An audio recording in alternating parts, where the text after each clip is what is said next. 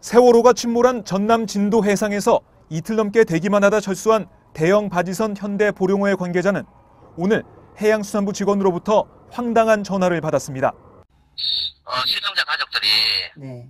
플래카드를 붙이고 싶은데 네. 플래카드 소실 사이즈를 좀 알려고 하니까 하면서 그러길래 제가 그랬습니다. 네. 우리는 벌써 철수해가지고 부산에 다 철수하고 다 끝났습니다. 이러니까 네. 그러느냐고.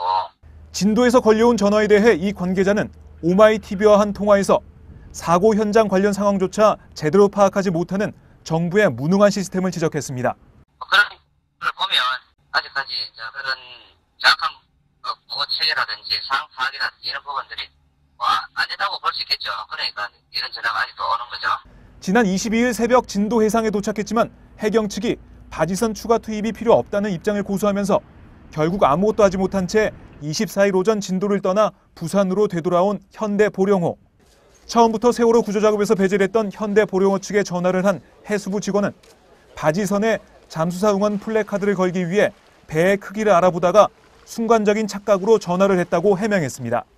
현대 보령호 오라고는 생각했었는데 순간적으로 착각을 했던 거죠. 빨리 가려고 보니까 순간적으로 착각했었는데. 현대 보령호가 진도 현장을 떠난 지 5일이나 지났지만 그 사실을 파악하지 못하고 있었던 겁니다. 진도까지 다녀오느라 경비 5천만 원만 날리게 된 현대 보령호의 관계자는 해경이 언딘의 바지선 작업 등에 지장을 줄 수 있다며 현대 보령호의 투입을 막은 것에 대해 납득하기 어려웠다고 주장했습니다. 그런 부분은 없을 것 같은데 네. 스페이스도 있어 보이고 네네. 들어가면 상당히 이제 이야기는 했었죠. 계속 했는데, 얘기를 했는데. 네. 아까 이제 해경 그 현장 지휘부에서는 네. 해경만 결정이 내리는 게 아니고 네. 해군 그게 나오신 분도 그다음에 민간업체에서 나오신 분 네. 아마 그게 은진이 되겠죠. 그렇죠. 네, 그분들이 협의를 해서 결정을 내린 거니까 네. 거기에 대해서 좀 따라주라 해서 저희는 거기에 대해서는 별 말을 못 하겠거든요. 특히 이 관계자는 바지선과 잠수사 등 모든 구조 역량을 집중했어야 했던 소조기 기간을 그대로 보낸 것에 대해 너무나 안타까워했습니다. 보조기 때 네. 그 마지막 기회였거든요.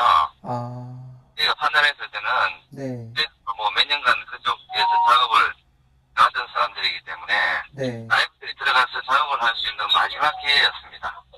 그래요. 예, 지금은 다 물 건너 가버렸죠. 그래서 그게 더 가슴이 아픈 거죠. 그때는 무조건 총력을 기울였어야 됐어요.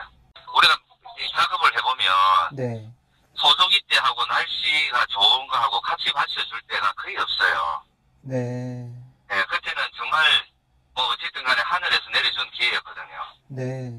이어 이 관계자는 구조 작업을 언딘이 독점하고 있는 상황에 대해 효율적인 구조 작업을 위해서는 정부가 더 많은 민간업체를 구조 작업에 참여시켰어야 했다고 주장했습니다.